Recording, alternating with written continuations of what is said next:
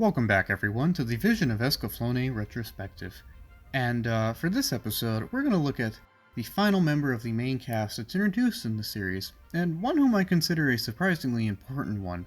Now this character, of course, is Dryden. Dryden is another great character of the series, for some reasons that he shares among the rest of the cast, like good writing and introspective scenes, and for a few reasons very specific to him.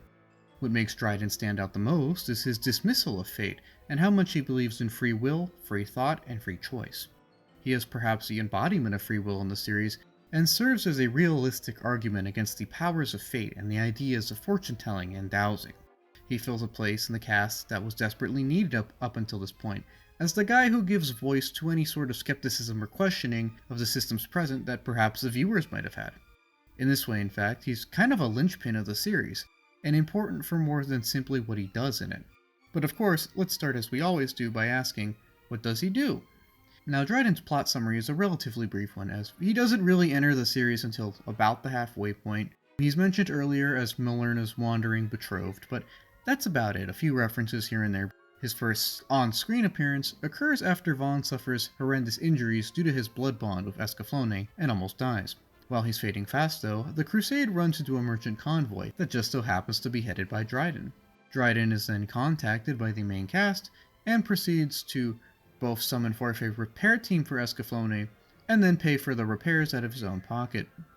Afterwards, he has a conversation with a confused Millerna, admitting that he did this more to impress her and that he does seem to love her. He understands though that she's hesitant to marry someone that she never has really got to know before this point. He also understands, though, that Alan Shazar's father tried to find Atlantis, and seeing as that might be important, he presses Alan for information about his father's journey. Alan and the rest of the cast then decide to kind of go along with Dryden's plans because A, Atlantis is kind of important to the greater schemes of Dornkirk and the plot in general, and B, the man kind of did just save Vaughn's life, and they do kind of owe him. This sees the group make their short trip to the Mystic Valley, where Hitomi, Alan, and Vaughn are eventually teleported to Zybok. The rest of the cast, however, are not, and it is Dryden who correctly assumes that it's better to return to Astorius, as if the main three are alive, that's where they would probably return to. Dryden is correct in this assumption, and he, Millerna, and the rest of the cast eventually regroup with the main three back in Palace. Here, Millerna and Dryden go through with their arranged marriage, although it is interrupted by the attack of Vulcan's cat assassins. While Hitomi is distraught over having lied about seeing a possible attack coming, Dryden quiets her fears by saying that he doesn't really believe in fortune-telling, and that even if she had told him, he probably would have gone through with the wedding anyways. This is an important interaction, as Dryden is among the first characters to straight up say, I don't know if all this card stuff is true, I think we should think for ourselves and take our own actions. I think Vaughn says something similarly in like episode 2 or 3, although by this point, everyone has kind of gone along with fortune-telling, and Dryden's the first guy to straight up voice any possible audience concerns that maybe this isn't 100% correct all the time. Anyways, Dryden settles into his place as the new seeming ruler of Astorius, and helps put together the coalition to stand against Zybok. While he doesn't do much on the battlefield, he admits himself, it isn't always about force. And he does help put together a great force and seem to generally lead the kingdom through some difficult times. These difficult times include 98% of the war, and during this time he does make many difficult decisions in both his professional and personal life. Now I said 98% of the war because one of the most important decisions he makes at this point is letting Millerna go as the war draws to a conclusion. He knows that she probably wouldn't have married him if she had a choice, and thus resolves to better himself to the point where she would willingly choose him. He does this to both stick to his ideals and to restore some agency to her. With this, he walks away from a great fortune and even a literal kingdom to once again become a merchant and live side by side with common folks, hoping to better himself until he, quote, makes Millerna fall for him. We last see him in the credit scenes heading out on this journey of self-improvement. Dryden, in spite of his very limited screen time, is a very important character for more than simply what he does in the plot though. In fact, his introduction near the end of the series is very appropriate, as his character serves as a self-aware rebuttal of many of the practices, beliefs, and characters of the series up until this point. He is important as the first, and initially only, character who will flat out question the validity of fortune-telling, and instead seems to champion free will above all. For this reason, he fills a very important role in the series as the guy who gets the ball rolling on everyone creating their own fate, of everyone embracing their own agency, and of everyone saying that maybe destiny isn't really a 100% predetermined thing. Up until this point, everyone kind of just sees destiny as real and pretty much unchangeable. I mean, they do act on their own accord and they do take actions, but everyone takes the card readings at face value, and everyone tends to see fate as this great, unchangeable force. Everyone goes along with fortune telling, and no one really seems to fully embrace their own agency 100%. Millerna, of course, is the only possible exception to this, as she's trying to forge her own path. Compared to everyone else, though, Dryden is the opposite, and a breath of fresh air. Someone who can give voice to any skepticism the viewer might voice, and get to the point of making one's own fate. While the fate mechanics in Escaflowne are consistent enough not to cause any great questions or break the suspension of disbelief, the fact that they're not super questioned early on is an initial, if not weakness, then quirk of the series.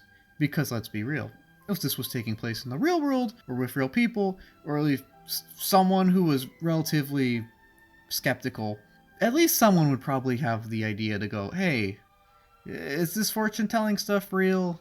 Can we really follow dowsing? Is this magic legit? Someone who would at least question the mechanics of things present, as people tend to do. Every crowd has a skeptic, and Dryden fills the role of a well-intentioned skeptic very well. He dismisses fate for the most part, and instead always does things his way. Without Dryden, the theme of creating one's own future, and the show itself really, would be worse off, as the viewer could rightfully ask, why does everyone believe this stuff? Why don't they do their own thing?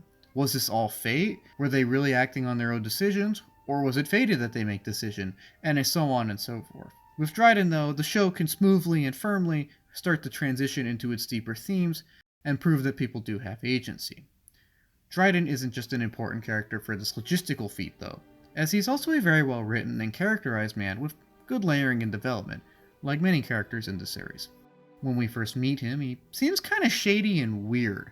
He doesn't necessarily seem malefic, but by no means does he seem to be a great man. This is partially established by Dryden himself, as he's pretty open and he admits that he helps the group simply to impress Millerna. By this point, Dryden seems more like a scallion that the group must use to get by. Again, not someone who's necessarily bad, but not an outstanding hero or great man either. As the series progresses, though, Dryden slowly becomes more and more respectable, as we realize that his honesty with Millerna wasn't based out of some lack of respect or him being uncouth, but more in his ideals of honesty and free thought. While he is often motivated by personal desires, one of them does seem to be the greater good, and he is certainly honorable and makes sure to always live by his own code. And this code is one that emphasizes personal freedom and personal choice. As someone who works with a lot of money and merchandise, Dryden recognizes that those are not the be-all end-all in life, and instead places much more value on life itself, free thinking, and free expression. In fact, he seems to place almost no value on money itself. He's kind of an inversion of an archetypal merchant, in fact, as he always seems to value people over profit and sticks to his values near religiously. Again, these values are a deep cherishing of personal freedom of actions, beliefs, and thoughts. While this initially seems to set Dryden up as the kind to shirk responsibility, this isn't necessarily true either, though, as it seems he simply has a unique view of how to handle responsibility. He seems to genuinely care for others and take his role as a leader seriously. He does recognize the need to be responsible in critical situations, though he goes on to do so in a way which he finds satisfactory, and not necessarily the most conventional way. When the common good or person is in danger, and when others depend on him, Dryden will step up. It's just that he does it in his own way. He will have your back, but not necessarily how you expect him to. This is because, as a free thinker, he refuses to do something simply because it's conventional. He refuses to be bound to any system, as doing so could eventually lead him to following the system more than himself, and possibly compromising his ideals. This stubborn adhesion to his ideals is an extension of his free-thinking nature, and further distinguishes him as a character. Where many characters like Alan or Falcon seem to mold their ideals to the reality on the ground, or whatever system or goal that they may be trying to achieve or be part of, Dryden, for the most part, seems to prefer attempting to mold the system to his ideals, or straight up leaving a system which may force him to compromise his ideals. While this often does result in him taking inefficient, unconventional, and even self-deprecating actions, It doesn't mean that he's irresponsible or bad. It just means that Dryden wants to do his things his way, and to him, his way is sticking to his ideals, and that he's so willing to do so that he doesn't mind going the extra mile or paying the extra penny needed to do so. We can see all of Dryden's character threads accumulate in his relationship with Millerna. In their first interactions, Dryden is quite open, and while attracted to Millerna, recognizes that she may not necessarily feel the same about him. He's even quite frank about this, telling her that A, he understands her hesitance, and that B, he doesn't believe himself to be a particularly outstanding man either. Millerna, for her part, is initially hesitant, but not too off-put by him, and even starts to warm up to him to an extent. She goes from, he makes me uncomfortable, to, he's not that bad. Upon returning to Astorius, though, the two do eventually get married, as Millerna feels like it's the best for the kingdom, and her sense of responsibility overrules her personal feelings. Although Dryden does turn out to be a competent ruler, and even sees the kingdom through most of the war. Around this point, Dryden knows that he's needed as a leader, and steps up. He doesn't necessarily want to do this, but he recognizes that people are depending on him, and he's not going to let them down. However, once the war nears its conclusion, while Dryden could have gone along with this arranged marriage thing and kind of ignored Millerna's input and gone through with things from there, he doesn't, as he still does take her seriously, and takes her opinion seriously, and is also shown to have never been quite comfortable with the idea of an arranged marriage anyways. This isn't because it infringes on his power of choice, but because it infringes on Millerna's. Again, he's not upset that he had to marry her, he's upset that she had to marry him. This isn't him looking down upon himself, but simply him sticking to his ideals. And as a man with a good deal of honesty within him, he doesn't want her to be unhappy for his sake, especially now that he isn't really needed by this point. Knowing that an arranged choice is no choice at all, and that this quote-unquote win isn't a fair one, he decides to nullify it. Dryden therefore rectifies this whole arranged marriage ordeal by walking away from it all, and allowing Millerna to make her own choice. His final act as her husband is therefore to simply let her go and make her own decisions, something that she's always wanted. Of course, he does leave the door open for himself, but he does recognize that if the choice is completely hers, he can't necessarily influence it further than, making a kind request. Dryden doesn't go through all this, not only so that she can be honest with him though, but that so he can also be honest with himself. He is so adamant about personal freedom, in fact, that he would rather release Millerna just so she can exercise her own freedom of choice, and that he can hopefully win her back in a fair way later. He doesn't want to compromise his ideals, and worse, hurt someone simply because it may benefit him on paper. As someone who understands the nuances of life, Dryden is perfectly willing to go through with this because he knows that sometimes it's better just to take an L than establish a life upon a lie, especially a lie that may be hurting others, and isn't necessarily worth hurting others over.